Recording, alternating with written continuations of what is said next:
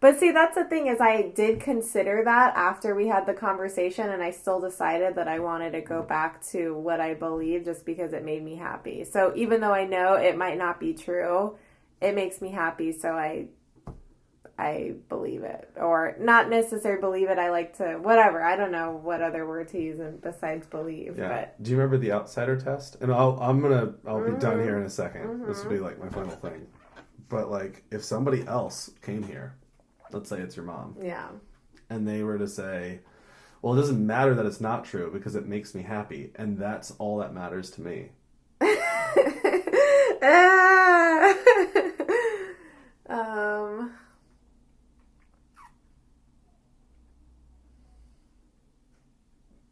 Yeah, I'm going to have to sit on that one. I'm going to have to think about that one. That's fine. Yeah. Yeah.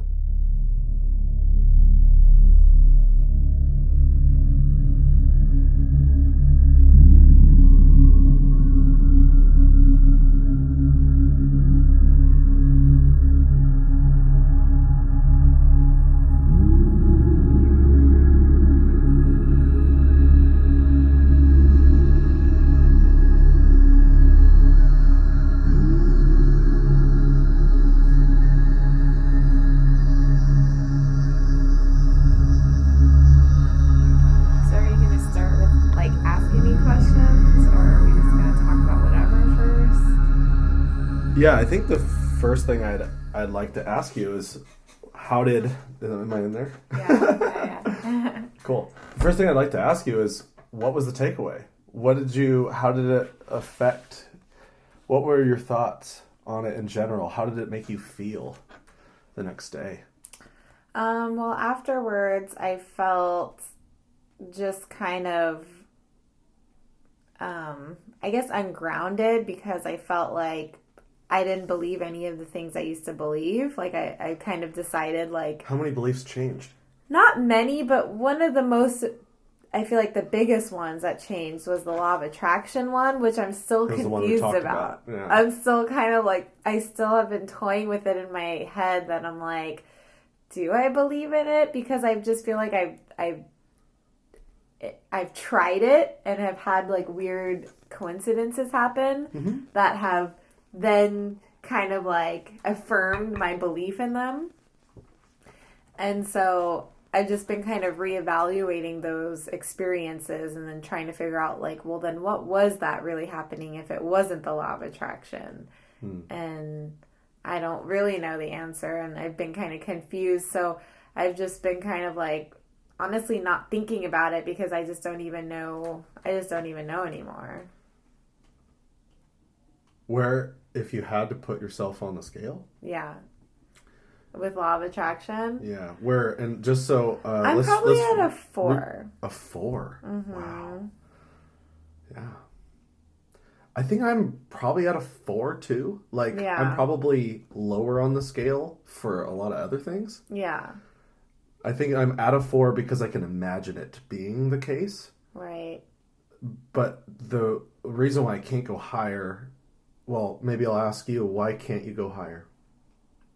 Because I feel like there's no way to actually prove it. Or is there any way to show that it's not there? No. Yeah. That to me is what I take away from pretty much any kind of critical evaluation of what I'm trying to figure out whether or not it's the case or whether or not it's true. I try to think of... We're often looking for ways to confirm our ideas, right? However, if there are no ways to disconfirm those ideas, then there are all sorts of ways we can just confirm them, right? To ourselves, to our own satisfaction. If there is no way to show that it's not true. But why, can you explain why you think it's important that we have to... not or prove that it's not there? Yeah. Imagine that it's not. Yeah. If it's not there, is there any way to show that it's not there? No, but I'm just trying to imagine a different thing. Yeah. This goes for all things that we believe to be the case. And this is the important thing. It's about what we believe to be the case, not necessarily what is, because our knowledge is trying to figure out what is, right? And we can be certain or doubtful about that thing. But if there's no way to doubt it, in other words, if every test confirms it, doesn't that call into question the test? Oh, so I don't know. Let me put it like, if I have an object in my hand, here's a napkin. Yeah. And to me, if I let go of the napkin, it'll fall, right? But criteria to make me not believe that's the case, to slide me, I'm at a 99.9 of that it'll fall, like I'm certain, right? But I have criteria to lower my confidence. And the criteria to lower my confidence, and that's what's keeping me at 90. If I didn't have that and like tons of evidence, but if I didn't have criteria to lower my confidence, and if there was no way to show that this would fall, then I would feel weird about being so certain that it will fall. Yeah. Right? But because I can imagine the criteria it would take to slide me down the scale, like letting go and it floating, or like falling up, those would be things that would knock me to a 90 or an 80. To the claim, things fall when you drop them, I'd be like 90 or 80, because I'd be like, well, some things don't fall. Some things float. And then the more things I saw float or fall up, the further I'd go down the scale. That happened all the time. Yeah. Sometimes it floats, right? And that's the criteria. So to me, if there isn't criteria to change our minds, is it possible we're at a number believing in a thing that's not there? Yeah. And there's no way to show that it's not there? And if that's the case, are we stuck there forever? And there's nothing that could show us it isn't the case. Yeah. Yeah. So, what do you do? Cause, did that answer your question? Yeah, it does. Cool. I only ranted that much because you asked. Yeah. No, it does. So, going back to my mom, should I go there? Yeah, I want to know how this affected you. And, I want to know how your life has changed, even by any measure. Maybe it hasn't changed very much. Maybe it's changed a lot. Maybe it's changed the way you talk to people. Yeah. Tell me the story about your mom. Yeah. So she is very religious Jewish. Right. And she refused to go to my brother's wedding because he would not get a rabbi to do the wedding. And so me and my sister, it really bothered all of us. Because not only that, because we thought, okay, she's not going to go to the wedding for religious beliefs. Okay, she has that right. But then what we didn't realize was that she's basically just like disowned him and has like just not even talked to him. She's ignored his messages to her. That's unfortunate. And so it really bothers us. So we called her, and it was a pretty awful conversation. I think my mom is like a classic narcissist. It's all about her. And she wanted to control someone else's wedding. Yeah, she's also a control freak. Total control freak. I mean, growing up with her, I felt like I was living in a dictatorship. Like, that's what it felt like growing up with her, like super control freak. And anyway, so, she was going on to talk about how it's her belief and, her connection to God is her number one priority. That's the most important thing to her, more than her children. And so, she was kind of saying, she was like, the only people that would understand me are the Orthodox Jews. The only people that would like understand where I'm coming from. And me and my sister, we were like, well, then why don't you practice Orthodox? Like, she's not Orthodox. She's Great considered question. Like a Reformed Jew. Is this a question you had, or my sister had? But then I kind of went with that because I was like, that is a great question.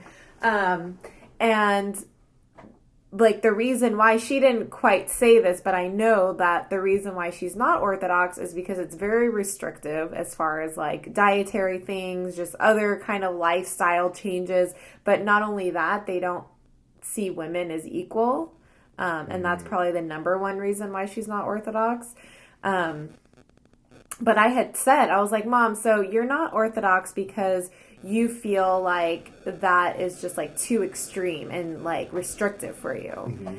Can you maybe put yourself in our situation where maybe your children feel like Judaism is too extreme and restrictive for us?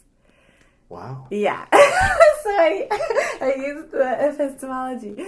Well, you used a form of the communication, right? Yeah. Epistemology would be talking about how she knew it. Oh, okay. But you are applying, you are using basically an outsider test for her. Yeah. And so the outsider test is apply the same principle that you're using, but imagine someone else is doing it. Yeah. Yeah.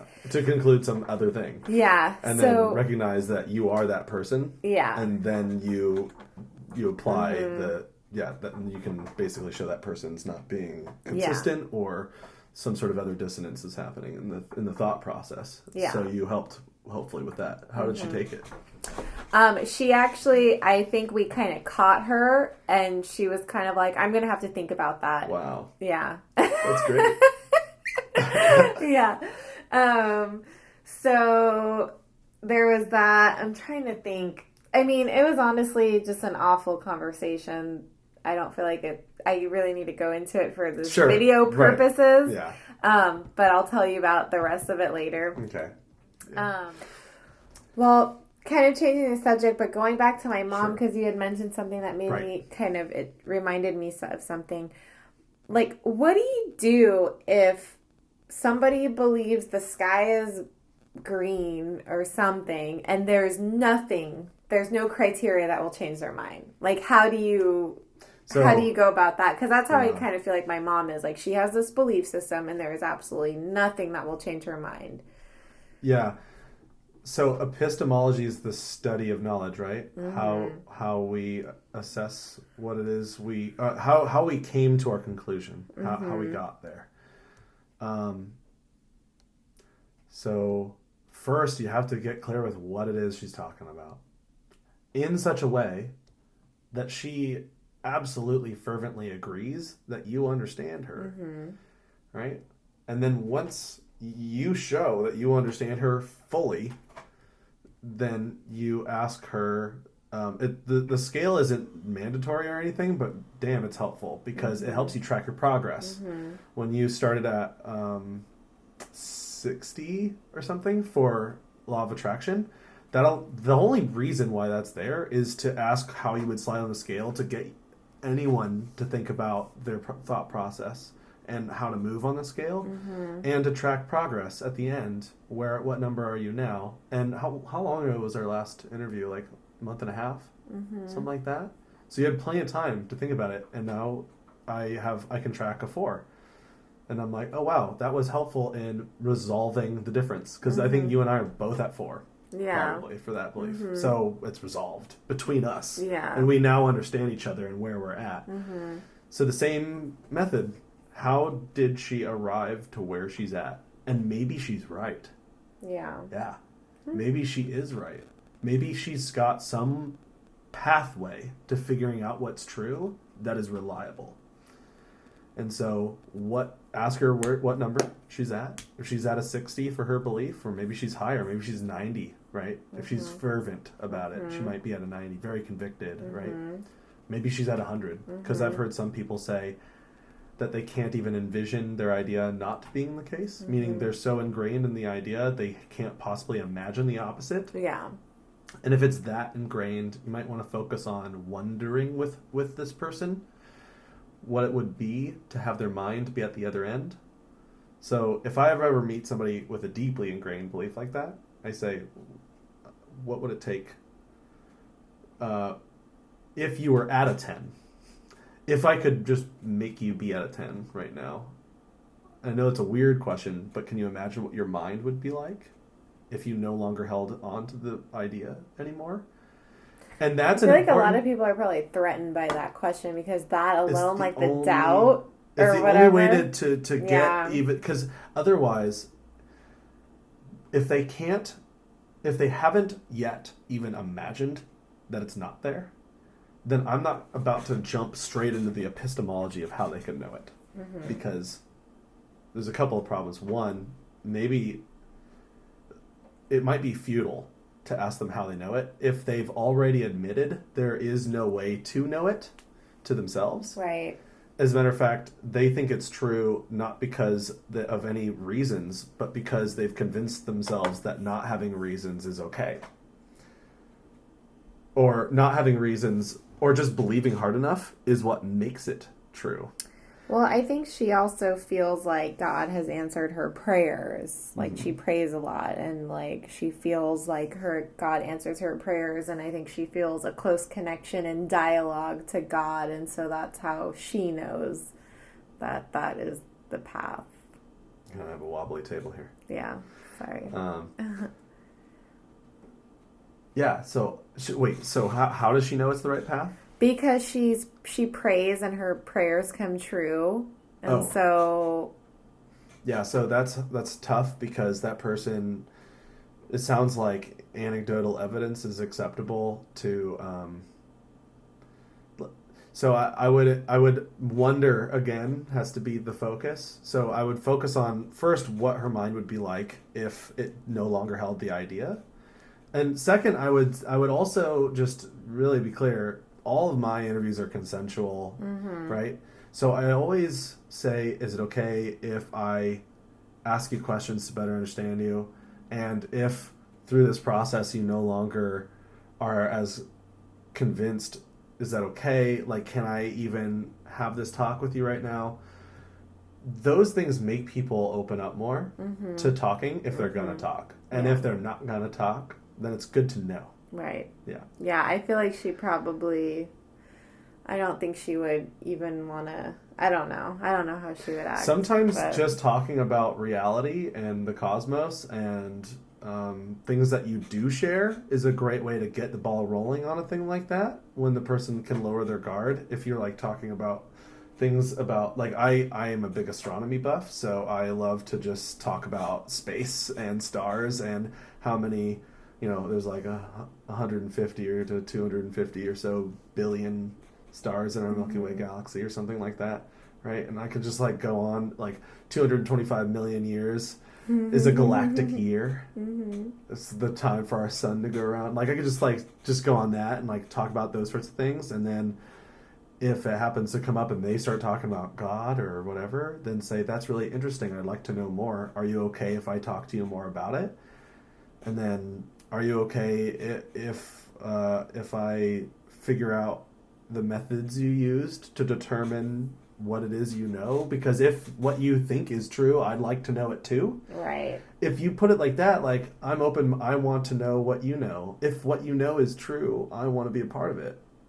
Because I want to have true thoughts. She would probably be like, well, you need to study the Torah and go to temple. Then the next question is, how did you conclude the Torah is a reliable way to know what's true? Yeah. And what do you think she would say to that? I'm not really sure. Yeah. I remember when I was younger, I feel like she's gotten a lot more religious as she's gotten older. And I remember when I was younger, she had told me, she was like, I don't know what I believe as far as God. Like, she's Jewish because she's from Israel, it's her tradition. Sometimes just drilling down what the claim is a great way to make the number slide. You might not even need to go into why or how. If you just drill what over and over and over again and what it is. To her, and repeat back what she's saying each time. To her, I think the most important thing is continuing the Jewish race, and for her Jewish children to marry Jewish children and for them to have Jewish children. That is like her number one goal in life. Like, and she kind of failed at that. So, and then, because we're not marrying Jewish people, she's like, well, I at least want you to get married by a rabbi. And then, okay, if you have a son, I want him to at least be circumcised by a mohel. And, like, she wants these things to keep it as close to Judaism as she can. And And why she thinks that, I don't know. It's kind of like, why, honestly, ironically, I feel like it sounds like racist to me. It's like you want to keep, it's like, it sounds like the Aryan race. Like you want to keep your race alive because, what, you think you're the chosen people or something, or I don't know why. Yeah. But it's, that's the irony of it to me. Yeah. Then I would just keep focus on the questions. Focus on the questions and focus on what questions would need to have a satisfying answer to for you to believe her. So in order for you to draw yourself to her understanding. But it's all probably based struggle, on her experiences, probably. Then the epistemology of, is it possible to be certain of something yet still be mistaken? Is it possible to have an experience and be wrong? Can a person and you can, if they say no, say, can you imagine another idea out there that makes people behave in different ways?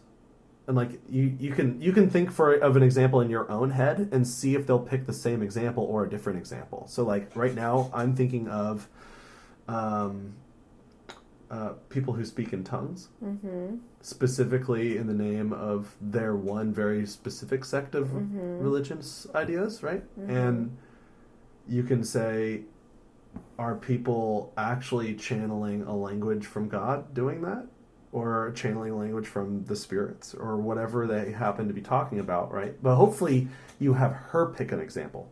It's not ever really the best idea to pick. So I have picked examples in my own interviews, but they don't tend to be as effective as if I ask instead, even more meta.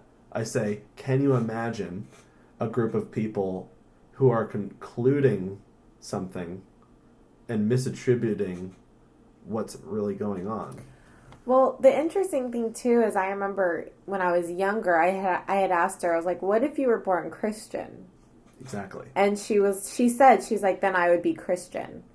So then I was like, so then it doesn't even matter if you're Jewish or not. Like, right. And that's your conclusion. Right. But you have, if you say that to her, her defenses are already up. Yeah. So instead, how do you say that in question form?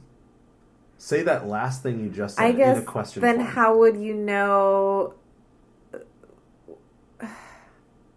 I just feel like how can you follow a religion so strictly if it didn't matter which religion you were born to? So focus on the path, the pathway to discover what's true. So my question would be, but that's the thing. She doesn't need a path. It's whatever she was born into is what she would follow. That's what we're trying to get her to focus on. Yeah. Right? So my question would be, is being born under a religion a reliable way to know the religion is true? That's a good question. Yeah.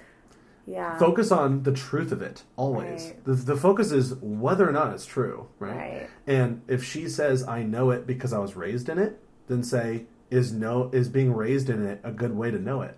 Just take it and flip it, right? And then she'll answer, hopefully, if she's being honest, that it's not, because you can ask, because if she's saying being born into it is a way to know it, then you can just simply ask, if you were born in India, would you be a Hindu? And does that make the Hindus in India believing in a true thing? Like, can both of you be right? I think what it is because it seems whatever like she wants to keep the culture alive, whatever culture it is she was born into. I think she feels there are a lot of emotional attachments involved, it seems. So yeah, whenever somebody is deeply ingrained, it's good to just keep the focus on wonder for the most part, and a light dash of epistemology of how she could know it. I wouldn't push too hard, too quick, especially if you ask, if you were at a 10 instead of at a 99, how would your life be different? And if she said, like, it would just be the worst, like, life wouldn't be worth living, like, all these bad things, then before you can question her epistemology, you got to ask her, why? Why would life be bad? can people go on just fine without this idea and have it not affect their life in a negative way? Mm-hmm. Or another way to put it is, what's the second best way to be happy? So in other words, if you're not going to be happy because you'll lose this idea, then what's the second best way to be happy? Ask about what happiness means. Focus on that. Make the focus on wondering what it's like to not be convinced it's the case, rather than trying to ask her how she could know it just in the beginning. Because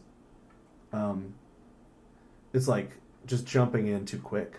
You kind of want to like get the I feel like get she the mind wouldn't prepared. even want to entertain the idea of... Yeah, if she's not wanting a belief intervention, which she's then not. I would not, she's not impose it. Yeah.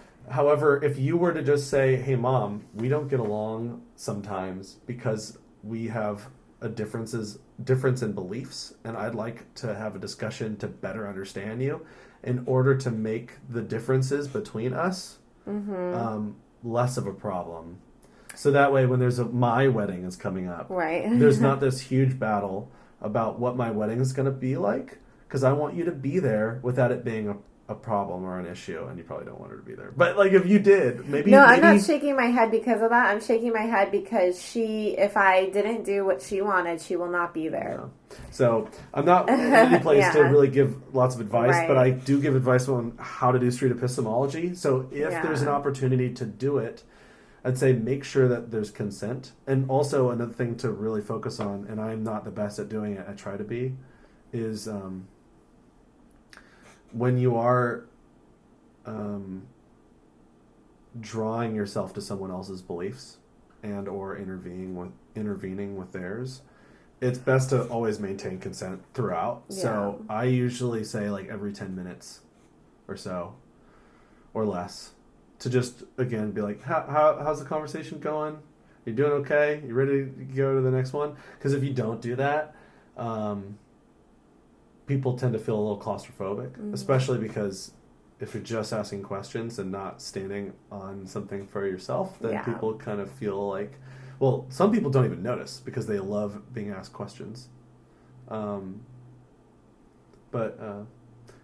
Yeah. What do you think would be a good question to kind of ask her? Because the main thing is, honestly, I don't care what her religious beliefs are, but what bothers me is the fact that she's kind of disowning her own son because of it. When my brother, like, to give you a little background, he's a firefighter. He just married a woman that has 3 kids that just lost their dad, so he's, like, stepping up as a father figure. Like, he's such, like, a wonderful human being. And I was like, if you're going to disown anyone, it should be me, because I used to strip. I almost died in Peru. You know what I mean? Like, I'm the fuck up, not Michael. Like, he's, like, kind of a pillar of, you know, humanity. Like, he's such a great guy. So that's what really bothers me. And so I don't know how to kind of address that. That it's like, okay, you chose not to go to the wedding, but why is it now that this is like destroying the relationship? I know you're not supposed to give me advice, but I don't know what kind of questions to ask to kind of get there, or... Yeah, how do you bring up a belief intervention, basically? How do you intervene in someone's beliefs without it? Is that kind of the... Or it's just, I want to know what the barrier is to her, like why she can't respect her religious beliefs, which she did by not going to the wedding, but why she feels like being in his life is disrespecting her religious beliefs. I'm trying to understand that. There might be some other thing going on that's unrelated to all of this. Right. So it could be that. Ask if there is something unrelated to the religious beliefs. I would start there. Is there something unrelated to your ideas about God to be the reason why you didn't go to the wedding? Was there some other thing? Or was it entirely because of God? And entirely because of who he's marrying, right? And if there's something else, right, then I would say, if there is something else, if you didn't have that reason in your mind, would you have gone to the wedding? And if the answer is no, then you have to ask again, well, then what is the main reason you didn't go? Mm-hmm. Was it because of the God thing, or was it something else? And I think it's probably, honestly, because she's a control freak, but I don't think she would actually admit to it. And I think by my brother not following what she wants, it's like her way of punishing him. That's what I feel, but I don't know for sure. That's just my guess. Yeah, so some people are not aware of their behavior in that way. Right, which I don't think she is. You might not... You might spend a lot of effort intervening and not getting any benefit out of it at all. Well, that's what I felt like that whole conversation was, It's like if you love your mom, you know, and you want to if you want to help her, if you have the right intention, I'd say ask anyway, even if it's futile. Like, go ahead and try and figure out what the reasons are for why she didn't really go to the wedding. Yeah. And what it would have taken to it's not even about the wedding anymore. It's like, okay, if she claims that the reason why is because of religious belief. So if that is the case, I just don't understand say, okay, to put that to the test though, ask her if you had no religious beliefs at all, would you have then gone to the wedding? And if the answer is yes, then that might be the reason. Yeah. And then you can say, I would like to talk to you to better understand you about the religious belief. Yeah. And how you determine that it's true. I just feel like I'm not good enough at doing what you're doing to really have that conversation with her. It's only because I've practiced a lot. Yeah. So, practice with the friend with the tattoo, and go in there with an open mind, and maybe go in there with an open mind, and think of the criteria you would need the criteria you would accept to move on your scale up and down. Come up with ideas of what your criteria are, and then ask him to do the same.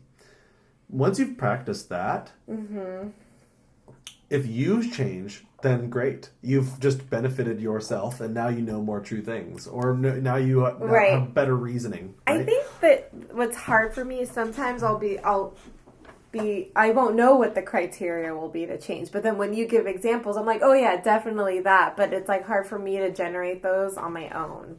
Another way to do it is to watch other people do street epistemology interviews online. Have you tried that yet, by the way? After you did it to me, I did watch a couple of them. Oh, wow. That's so cool. What did you think?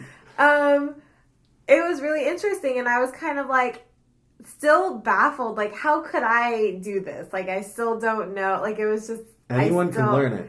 I know. I guess I just...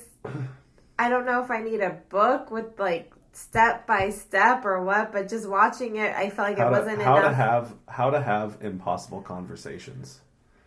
Yeah, it's the name of the book. Oh, that's a book? Okay, I'm going to write it down. Yeah. How to have impossible conversations. Yeah.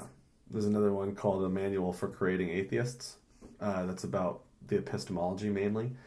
How to have impossible conversations is a more comprehensive look at all sorts of ideas and thinking about things and critical thinking, applying critical thinking. Say it again, because I wrote the other one first. How to have impossible conversations. That's right. Okay. Yeah. It's a good one. Yeah. I actually met the author at the gym last week. Wow. Yeah. Well, for the second time. That's super I bumped into him at the same gym twice. So he's local? Yeah, he's a professor at Portland State University. Oh, okay. Yeah, he teaches ethics and epistemology and cool. Yeah. So and that's what turned me on to street epistemology. I came across it by accident on YouTube. Because I'm a political science graduate, right? And I've been an advocate for this or that my whole life. Yeah. But I've always found it kind of futile to battle with people who fundamentally look at reality differently than me. And I've been aware of this difference my entire life. And I've even succumbed to it myself, believing in lots of really weird, crazy things for a brief spat, and then coming out of it and looking at myself like, oh wow, that's what it's like to think that way. Yeah. So like I feel deep empathy for people with far out ideas.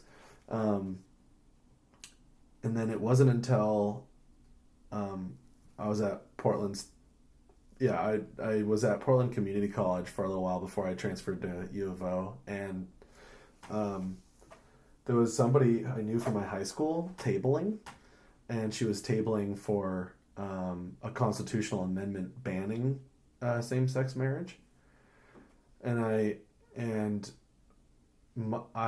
knew nothing really about that position because this was like a long time ago. I was pretty young, and also just wasn't really. I was a philosophy student, and then I switched to psychology, and then I switched to political science. But I hadn't been in political science yet. I was mostly just curious why they would think that, and I probably didn't believe them at all, like going into it a little. But it was mostly like I was practicing what I'm practicing now. Like didn't even know I was doing it, where I was just like, maybe they're right. Let's ask them. Yeah. And so I just asked, and then I asked how they could know this and how they could know that, and then it all came down to their religious faith. Yeah. And then I asked them if that was a good reason to be telling other people what to do.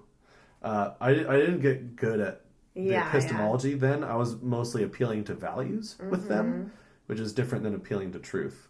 We can appeal to values all day long, but if their values are different, that's not going to resolve anything. Right. Unless our values are the same.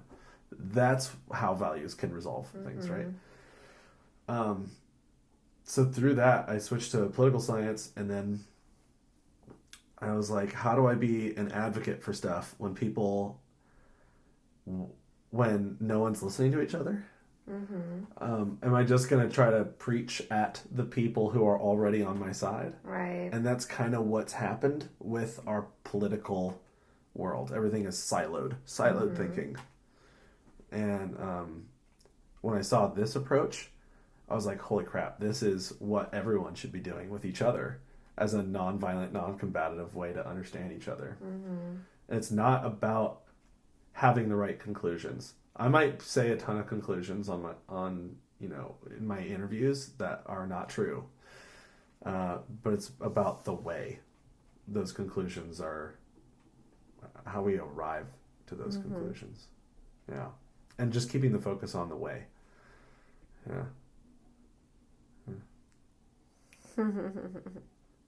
Well, I'm glad to know that it made a shift within you in such a way that it didn't ruin our friendship. Yeah, no, it didn't ruin our friendship. Yeah. And I can see how it's making me kind of think a little in a different way, like kind of doing that outsider question with my mom. Like, that was like kind of the first time where I was like, oh, I've noticed that like it just slipped in, Any other things for me to take away from? Like did anything else shift other than the thing that we talked? One thing that would be really neat is was there some other thing unrelated to the law of attraction that you also began to question because of the epistemology we went over? You don't have to say yes to that. For a while, okay, like I guess I have my own connection to the universe that I create, which I had shared. I could totally be delusional. It's literally just me like talking to the universe and like saying an answer and whatever, but it like makes me happy, and I like having that connection. It makes me, whatever, feel connected to a higher power.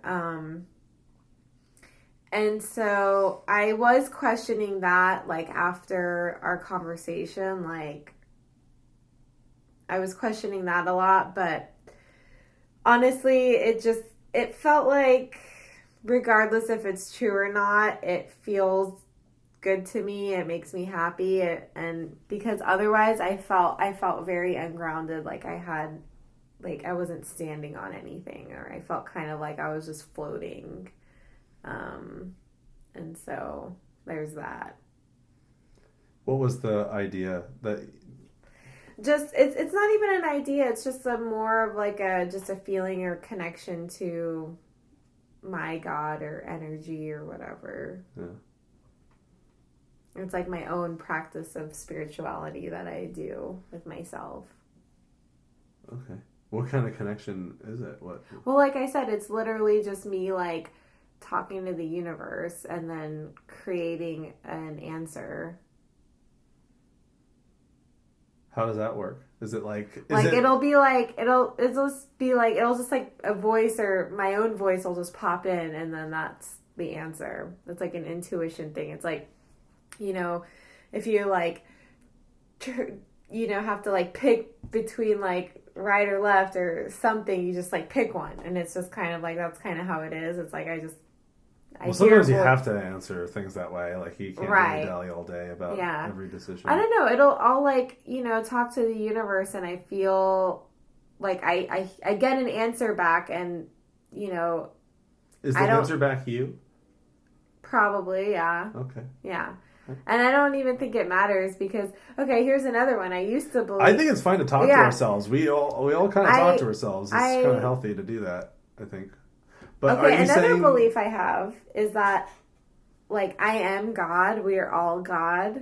And that we're all one as well. So, I don't know. You can epistemology me that. Well, I would drill down what you mean before I ask you how you know it first. I guess I don't really know anything for sure, and I'm aware of that. Okay. It's more like I've read books that it just resonated with me, and it made sense to me that the same breath I breathe, that everyone breathes, that's like the life force. How are you using the word God in this? It's just like an energy. What kind of energy? I don't know. I don't even think it matters. To me, it doesn't matter to me what kind of energy it is. Is it material energy or non-material energy? Is it energy we can measure, or are you talking about some other kind of energy that we cannot measure? I think there's like different dimensions of energy. So like I said, I believe we are God. So in that sense, that's measurable. But then there's that other realm that I feel like is not measurable. Another realm of energy that's God. Okay. Because I think it's all God. So if everything is God, including something we can't access or have any access to, what isn't God? Is there anything that's not God? No. Okay.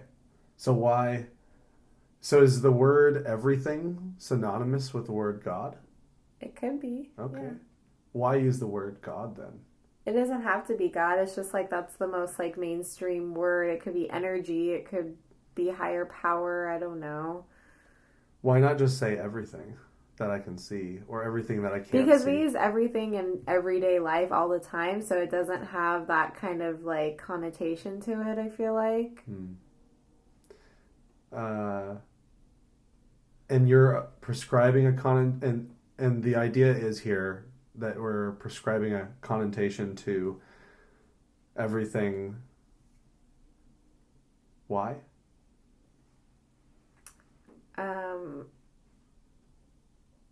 Wait, what? You're asking why we're putting a connotation to everything? If God and everything... I don't know, because it makes it feel like there's more meaning. I feel like the life is just weird and confusing, and it feels... It sounds like it's a loosely held belief, not a very strong one. No, it's not a very strong belief. Yeah. If that's the case, I'll leave you with this idea. Have you ever heard the phrase spraying perfume on the lily? Do you know what... can you imagine what that saying is trying to convey? Is it kind of like you're trying to put words to something that you... Well, the analogy is perfume on a lily. Right, like you're putting a fragrance on something that doesn't need a fragrance. It already smells great. Right. Yeah. So I'm trying to use that towards what I'm saying. Is it like... Oh, I'm asking, I guess. And is that what you're doing? I guess so, but I guess maybe it's like, you know, we don't really smell the lily too much, so we need to put the perfume on it. It needs a little extra spice. Yeah. Yeah. Okay. But it doesn't sound like you're making... it's kind of weird because I don't know if there's really anything for me to challenge, since it doesn't seem like there's a claim really here, but it's more of like an idea that you like to think. It's an idea that I feel like feels right to me. I don't know if it's true or not, but it feels good, so I believe it. Oh. Are feelings a reliable way to know true No, things? they're not. Do you want the criteria in your mind to match reality? I don't know. I don't want to go into it anymore. I'm honestly kind of tired. Okay, yeah, you were pretty tired before we started. Yeah. And thanks for dinner too, by the way. Yeah. It's very nice of you. But yeah, consider that, and I would just say like... But see, that's the thing, is I did consider that after we had the conversation, and I still decided that I wanted to go back to what I believe just because it made me happy. So even though I know it might not be true, it makes me happy, so I believe it. Or not necessarily believe it, I like to, whatever. I don't know what other word to use besides believe. Yeah. But. Do you remember the outsider test? And I'll be done here in a second. This will be like my final thing. But like, if somebody else came here, let's say it's your mom. Yeah. And they were to say, well, it doesn't matter that it's not true because it makes me happy. And that's all that matters to me.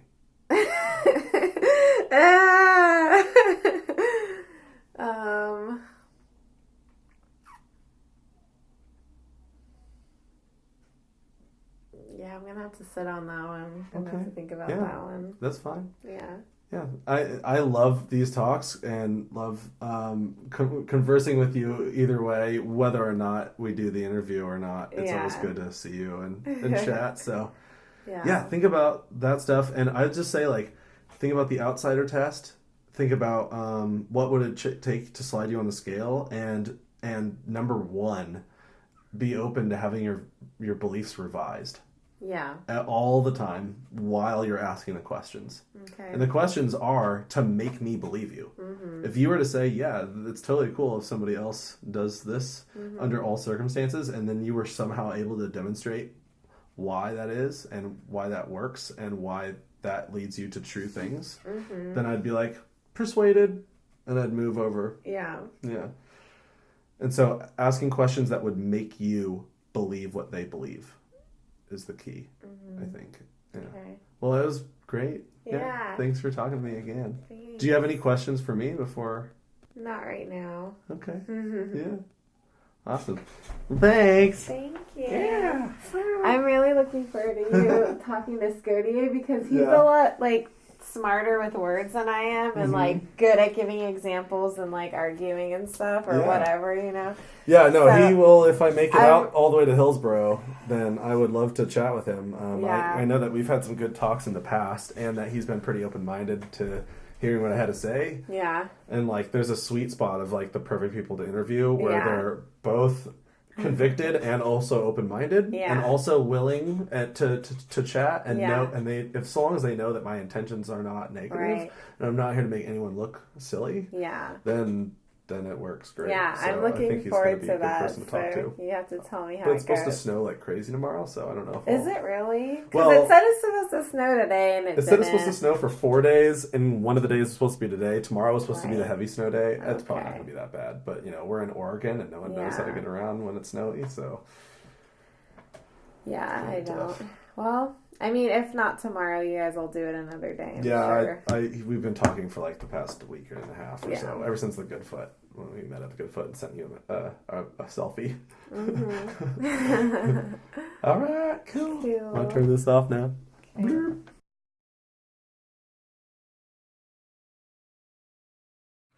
Oh, is it really? Yeah, hour and 11 and 27. That's a lucky number. 111. Or is it? 111. Yeah. Or is it? Yeah. Numerology, that's a good one. You can do that one someday. That's a good one. Yeah.